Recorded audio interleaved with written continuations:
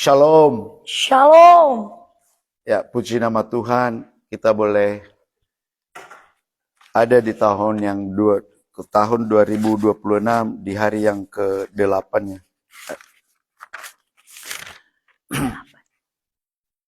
Sudah 8 hari Tuhan menuntun kita terus sehingga kita boleh ada di hadapannya hingga pada pagi hari ini. Saya percaya itu semua karena kasih anugerah Tuhan yang besar dalam kehidupan kita. Bapak Ibu Saudara, tuntunan di dalam gereja kita selama bulan Desember di tahun yang lalu, di mana gereja kita berbicara tentang pemulihannya. Artinya dari seorang budak dibuat menjadi merdeka, dari seorang berdosa dibuat menjadi anak Allah, dari seteru Allah dijadikan menjadi sahabat Allah, dari yang tadinya dibenci dibuat menjadi yang dikasihi, dari kutuk dibuat menjadi orang yang diberkati. Ini sangat sungguh luar biasa ya, tuntunan di dalam gereja kita. Artinya, inilah arti Natal itu sebenarnya. Artinya, Yesus datang untuk memulihkan umatnya. Kuncinya adalah ketaatan akan firman Allah dan kesetiaan kita kepada Tuhan yang telah memulihkan saya dan saudara. Bahkan minggu kemarin, khotbah Bapak Gembala kita di tempat ini adalah di mana Tuhan yang telah berjanji setelah saya dan saudara dipulihkan, Tuhan memberikan kita hati yang baru, bahkan hati yang taat kepada Tuhan, agar pemulihan yang Tuhan telah persiapkan bagi saya dan saudara, kita benar-benar menerimanya di waktu kita memiliki hati yang taat, di waktu hati kita telah diperbarui, sehingga kita boleh mendapat hati yang baru, maka pemulihan itu akan saya dan saudara akan mengalaminya, akan menerimanya di dalam kehidupan ini. Karena itu adalah janji Allah. Saudaraku, pagi hari ini saya mengajak kita berbicara tentang bagaimana supaya janji Tuhan itu terwujud di dalam kehidupan kita. Ini yang menjadi perenungan kita di pagi hari ini, di mana Allah yang telah berjanji dan bagaimana supaya janji itu terwujud di dalam kehidupan saya, di dalam kehidupan saudara sekalian. Saya dan saudara harus tetap tinggal dalam kasih karunia Allah. Inilah yang harus kita lakukan. Kalau kita melihat Alkitab kita di dalam Ibrani 12 ayat ke-15. Demikian firman Tuhan, saya membaca kepada kita semua. Jagalah supaya jangan ada seorang pun menjauhkan diri dari kasih karunia Allah, agar jangan tumbuh akar yang pahit yang menimbulkan kerusuhan dan yang mencemarkan banyak orang. Ibrani 12 ayat 15 ini mengacu kepada akar pahit. Yang jika akar itu muncul akan menimbulkan satu kerusuhan dan mencemarkan banyak orang. Ini yang harus kita jaga Bapak Ibu Saudara. Apakah sebenarnya akar pahit ini? Dan bagaimana ia dapat mencemarkan banyak orang? Sesuai dengan tujuan dari kitab Ibrani, kita dapat menemukan beberapa penjelasannya di dalam perjanjian lama. Kalau kita melihat di dalam budaya Ibrani, setiap tanaman yang beracun disebut tanaman pahit. Tanaman pahit ini mengandung racun yang mematikan Bapak Ibu Saudara. Kalau kita melihat penulis Ibrani ini menggunakan kata yang mengatakan akar yang pahit sebagai metafora untuk sesuatu yang akan membahayakan bukan saja kepada diri si pelaku yang telah menjauhkan diri dari kasih karunia Allah, tetapi ini bisa meluas ke orang lain. bahkan bisa meluas ke satu suku, bisa meluas ke dalam gereja, dan bahkan ke dalam satu bangsa, Bapak Ibu Saudara. Ini yang harus kita jaga. Kalau di dalam perjanjian lama, di dalam kitab Ulangan 29,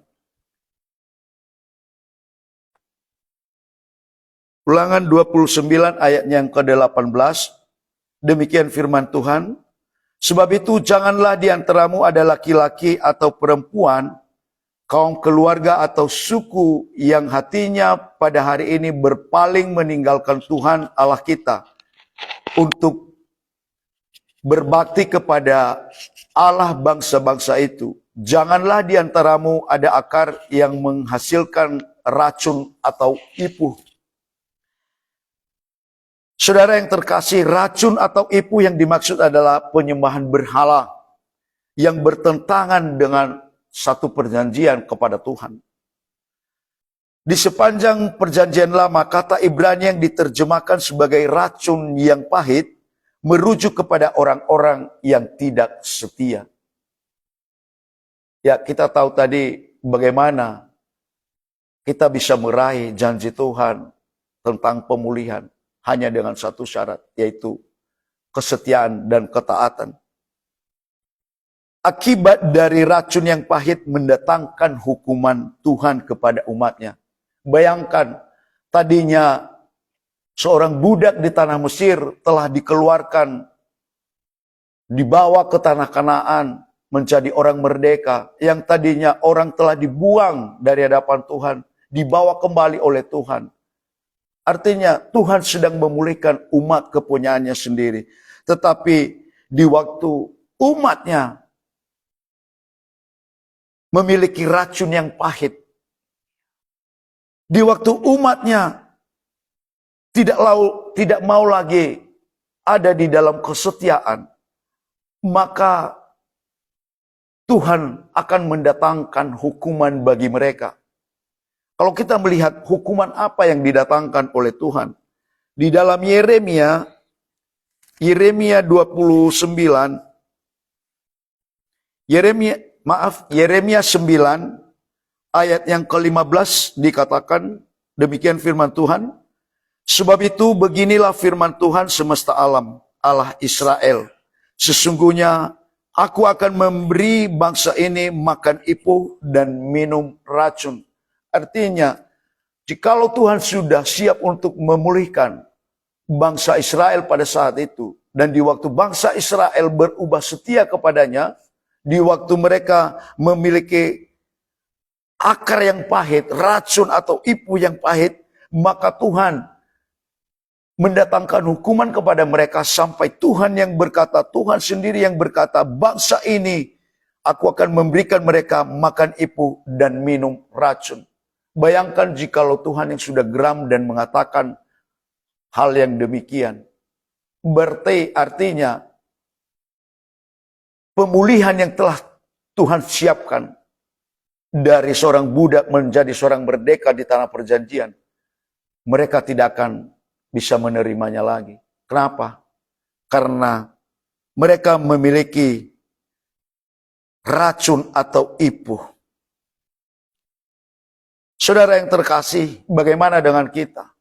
Bukankah di sepanjang bulan Desember, gereja kita, bahkan semua denominasi gereja pada menjelang hari Natal, semua berbicara tentang pemulihan. Artinya dari pihak Tuhan sendiri sudah siap untuk memulihkan. Sudah siap untuk membawa saya dan saudara dari orang yang berdosa menjadi orang yang dibenarkan. Tetapi sewaktu saya dan saudara memiliki akar yang pahit di dalam kehidupan kita, maka jikalau Tuhan telah menghukum umatnya sendiri, maka jangan heran jikalau di tahun ini kita juga mendapatkan hukuman yang sama. Artinya kita tidak menerima, kita tidak bisa meraih yang namanya segala janji Tuhan di dalam pemulihan yang telah Tuhan sediakan bagi saya dan saudara. Kita kembali ke Ibrani 12.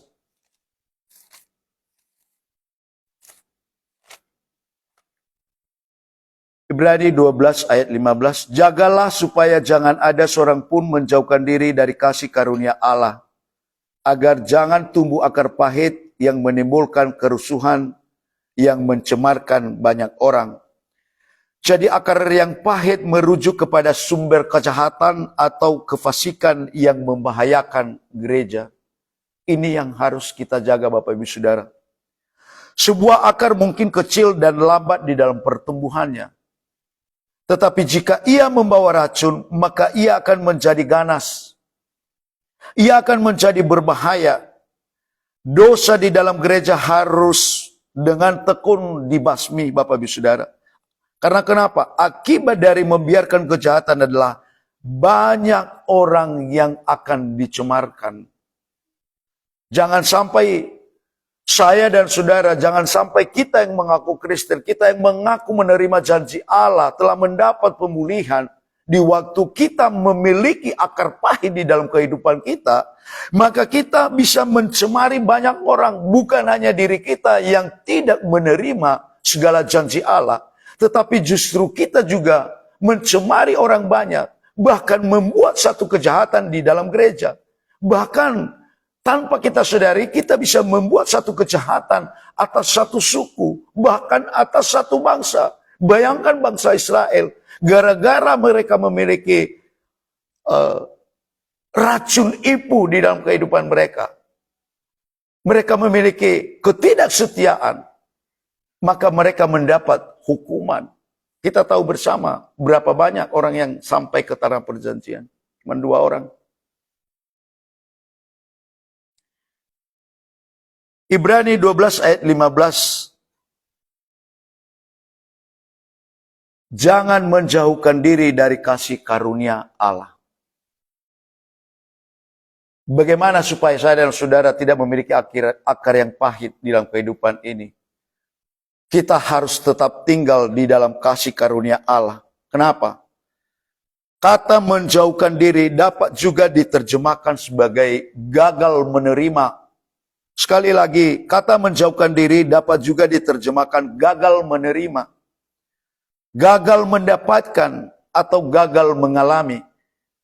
Jadi kalau kita bertanya, mengapa saya dan saudara gagal menerima, gagal mengalami yang namanya pemulihan yang telah Tuhan siapkan, yang mana dari kutuk diubah menjadi berkat yang luar biasa bagi Tuhan, yang telah disediakan Tuhan bagi saya dan saudara.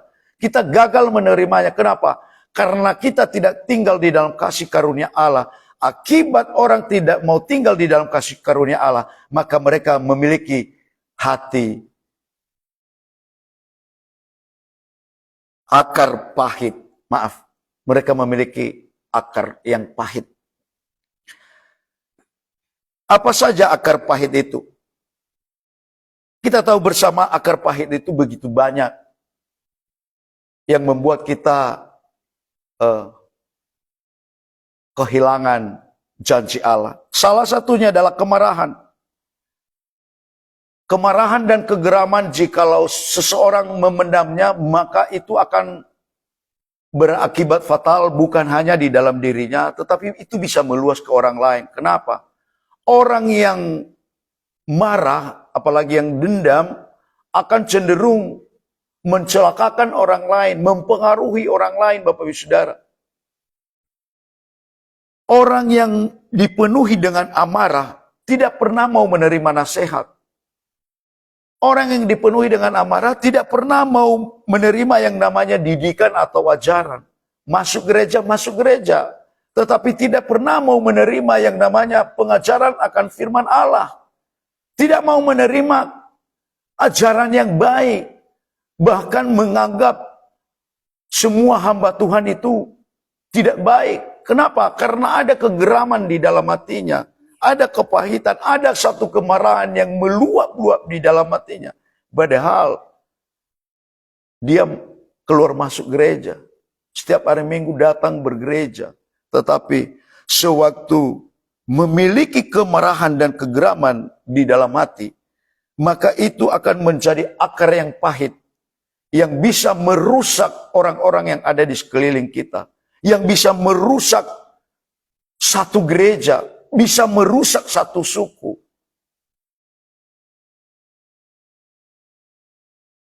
Apalagi yang namanya orang yang marah ini sudah pasti tidak mau mengampuni, menganggap dirinya yang benar. Artinya menganggap dia tidak pernah berbuat salah kepada orang lain.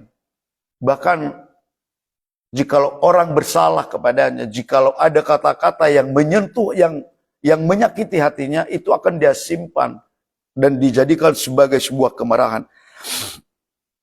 Tentang mengampuni ya, saya ada catatan di sini. Tentang mengampuni ada tulisan yang ditulis oleh Levi Smedes yang mengatakan demikian.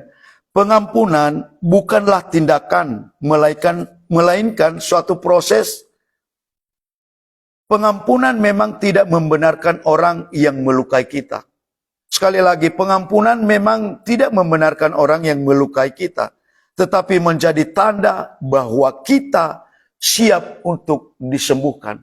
Kenapa kita tidak siap untuk disembuhkan? Kenapa kita tidak bisa meraih janji Allah? Kenapa kita tidak menerima yang namanya pemulihan hati yang baru, hati yang taat? Kenapa?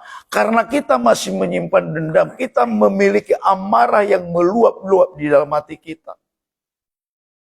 Inilah yang dimaksud dengan akar pahit itu.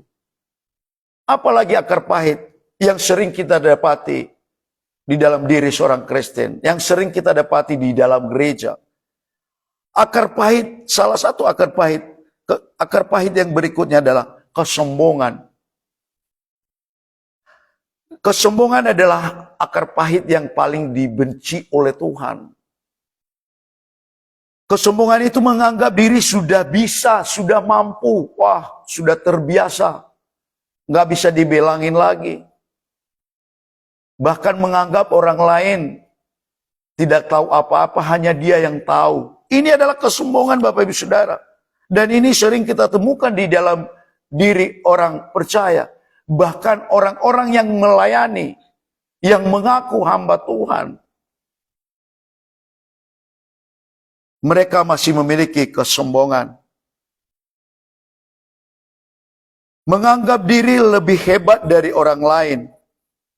Apalagi kalau seseorang mulai kelihatan mapannya, artinya udah mulai bisa berdiri sendiri, udah mulai mapan di dalam segala hal, apalagi tentang keuangan. Orang yang banyak uang sekarang memiliki kesombongan yang luar biasa. Kenapa? Aku kan udah beri, aku jangan ditegur lagi. Aku kan udah beri, aku jangan diarahkan lagi. Aku tahu kok, aku tahu semua. Aku tahu firman, aku telah membaca firman. Ini adalah kesombongan. Jikalau saudara memiliki, apalagi orang-orang yang memiliki banyak harta, sombongnya minta ampun. Kalau bisa mengatur gereja. Dan ini sangat dibenci oleh Tuhan. Ingat Bapak Ibu Saudara, kesombongan adalah satu hal yang paling dibenci oleh Tuhan.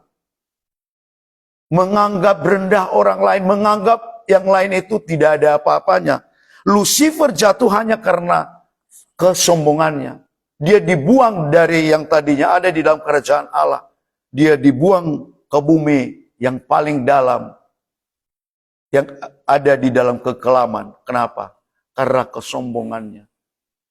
Kesombongan adalah salah satu akar pahit yang mana kita tidak akan menerima janji Allah atau janji pemulihan yang telah dipersiapkan, yang telah diberikan oleh Tuhan kepada saya dan saudara.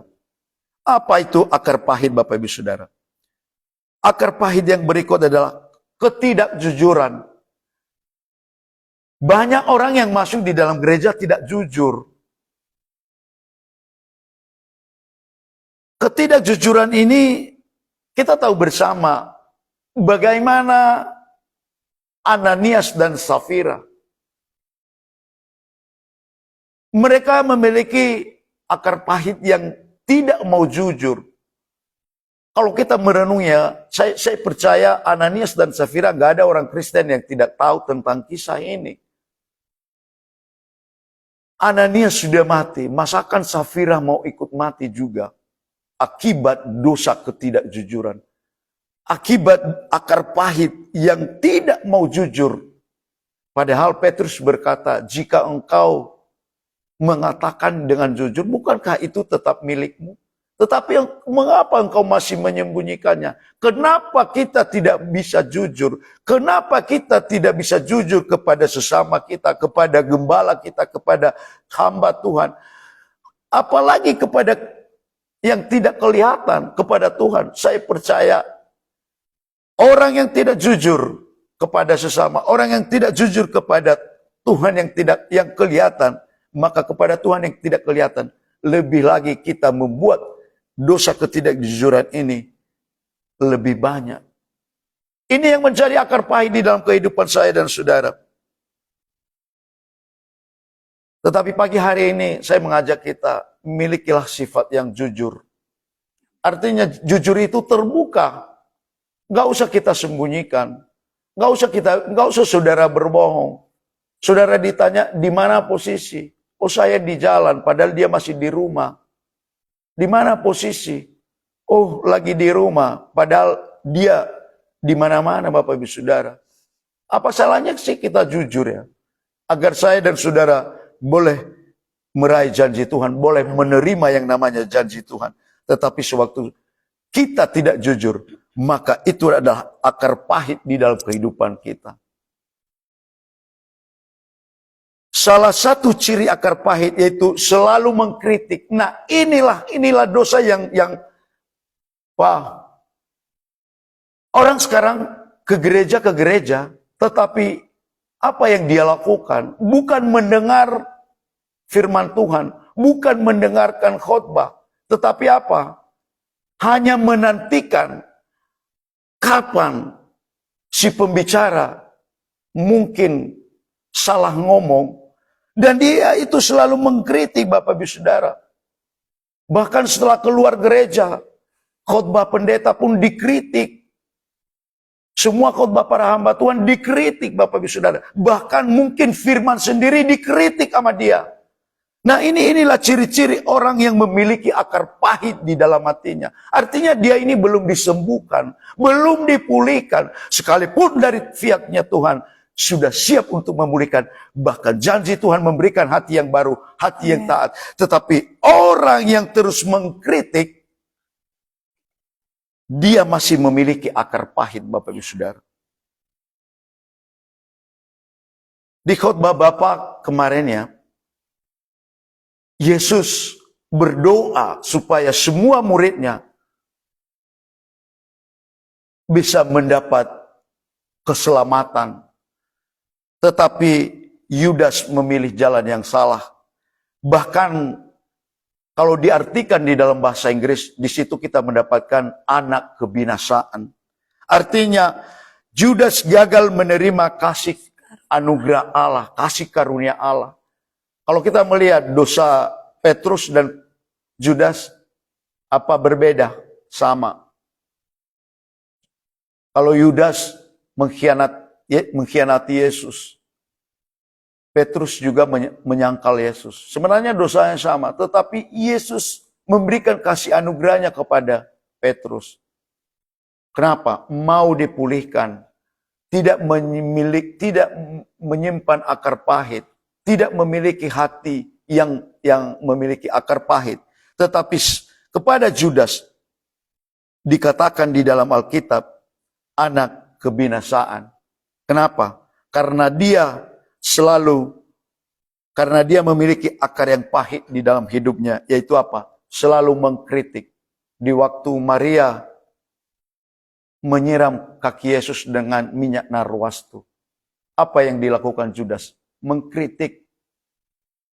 Bukankah di dalam gereja sekarang banyak sekali orang masuk di dalam gereja, bukan mendengar firman Allah, tetapi mengkritik. Mengkritik Bapak Ibu Saudara, bahkan firman sendiri juga dikritik. Seolah-olah seorang itu lebih pintar dari Allah sendiri. Bukankah pada mulanya adalah firman dan firman itu adalah Allah? Adalah satu tanda bahaya ya. Bahaya yang besar. Bahkan ini bisa merusak gereja. Kenapa? Artinya kalau firman Tuhan sempat dikritik, waduh, berarti mau dibawa kemana gereja itu? Bukankah gereja standarnya adalah firman Allah? Nah ini yang harus kita jagai Bapak Ibu Saudara. Makanya penulis Ibrani berkata, jagalah supaya jangan ada seorang pun menjauhkan diri dari kasih karunia Allah, agar jangan tumbuh akar yang pahit yang menimbulkan kerusuhan dan mencemarkan banyak orang. Saudara yang terkasih, jadi jikalau Tuhan telah mempersiapkan yang namanya pemulihan, jikalau dari pihak Tuhan telah mempersiapkan, bahkan telah memberikan kita hati yang baru, supaya kita tidak lagi memiliki akar pahit, tetapi kita bisa menerima kasih karunia Allah. Pertanyaannya, bagaimana kehidupan orang yang telah diubah? Bagaimana kehidupan orang yang telah menerima kasih karunia Tuhan? Yang pertama, kalau kita melihat di dalam 1 Korintus 15, 1 Korintus 15 ayatnya yang ke-10, saya mau baca kepada kita. Tetapi karena kasih karunia Allah, aku adalah sebagaimana aku ada sekarang. Dan kasih karunia yang dianugerahkannya kepadaku tidak sia-sia. Sebaliknya aku telah bekerja lebih keras daripada mereka semua.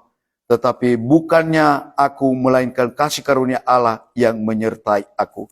Orang yang mau menerima pemulihan yang disediakan oleh Tuhan, bahkan hati yang baru yang telah dipersiapkan oleh Tuhan, yang telah diberikan oleh Tuhan kepada kita, dia tidak tinggal diam, dia tidak stagnasi. Tetapi Paulus berkata, sebaiknya aku telah bekerja lebih keras. Artinya dia tidak puas dengan apa yang telah dia capai. Artinya ada satu usaha untuk terus ada di dalam kebenaran firman Allah. Untuk terus menggali firman. Supaya firman itu yang membawa kita sampai kepada kesempurnaan. Inilah kehidupan orang yang telah diubah Bapak Ibu Saudara. Yang berikut, bagaimana kehidupan orang yang telah diubah atau yang telah menerima kasih karunia Allah. Yang berikut adalah memberi buah. Di dalam Filipi 1, kalau kita melihat Filipi pasal 1 ayatnya yang ke-22, tetapi jika aku harus hidup di dunia ini, itu berarti bagiku memberi buah. Artinya, melalui sikap kita, melalui perkataan kita, melalui perbuatan kita, orang bisa melihat bahwa kita adalah orang yang telah dimerdekakan, orang yang telah menerima pemulihan dari Allah, orang yang telah menerima kasih karunia Allah. Itu bisa terbukti di dalam perbuatan kita. Artinya orang lain bisa menikmati, baik itu perkataan kita, baik itu perbuatan kita. Tetapi jikalau orang lain mendapati kita memiliki perkataan yang tidak benar, bahkan kalau bisa menjadi provokator di dalam gereja, Tuhan, maaf, orang tidak bisa menikmati buah saudara. Artinya, jikalau Tuhan yang melihat buah itu, maka buah itu rasanya asam. Buah yang asam artinya Tuhan kecewa. Kita telah mengecewakan Tuhan melalui kehidupan kita, melalui perkataan kita. Bukannya memberitakan kebenaran firman Allah, bukannya membawa manusia mengenal kebenaran firman Allah. Justru kita menjadi provokator, justru kita menjadi seorang pengkritik, justru kita menjadi orang-orang yang sombong, justru kita menjadi anak-anak kebinasaan yang bisa meluas, yang bisa mempengaruhi orang-orang yang ada di dalam gereja.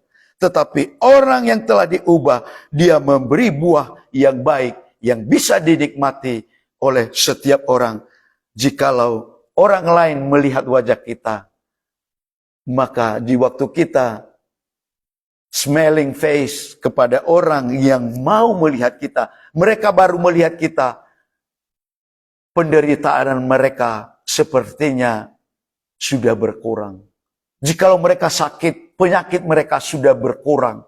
Jikalau mereka memiliki beban berat, dengan melihat smiling face saya dan saudara, mereka, segala pergumulan mereka sepertinya setengah sudah selesai. Amin. Amin, Bapak Ibu Saudara. Amin. Orang lain merasakan buah kita melalui apa? Pelayanan saya dan saudara. Melalui apa? Melalui kesetiaan saya dan saudara. Melalui korban-korban yang telah kita berikan. Tetapi jangan seperti tadi, orang memberi dan kalau boleh mengatur gereja. Melalui apa lagi? Melalui kesaksian kita tentang Tuhan. Inilah yang harus kita lakukan supaya kita boleh mendapat pemulihan atau menerima kasih anugerah Allah. Yang terakhir Bapak Ibu Saudara, Ibrani 12 ayat 14, demikian firman Tuhan. Berusahalah hidup damai dengan semua orang dan kejarlah kekudusan, sebab tanpa kekudusan seorang pun tidak akan melihat Tuhan. Artinya, orang yang mau hidup berdamai dengan semua orang, jikalau kita mau ingin berdamai dengan semua orang, artinya kita siap mengampuni. Orang yang siap mengampuni, orang yang mau mengampuni, artinya siap untuk dipulihkan. Amen. Orang yang ada di dalam kekudusan nggak mungkin mengeluarkan perkataan-perkataan yang tidak baik. Orang yang ada di dalam kekudusan nggak mungkin lagi memiliki akar yang pahit. Orang yang ada di dalam kekudusan nggak mungkin lagi suka mengkritik, suka menggosip. Tetapi orang yang ada di dalam kekudusan, maka dia akan melihat kemuliaan Allah. Raihlah janji Tuhan di dalam kehidupan ini. Terimalah janji Tuhan dalam kehidupan ini. Dan nikmatilah janji Allah. Supaya melalui hati yang baru yang telah Tuhan berikan kepada saya dan saudara di tahun ini, kita bisa meraih berkat yang telah diambil iblis. Bahkan kita akan mendapatkannya sampai 10 kali lipat. Amin Bapak Ibu Saudara.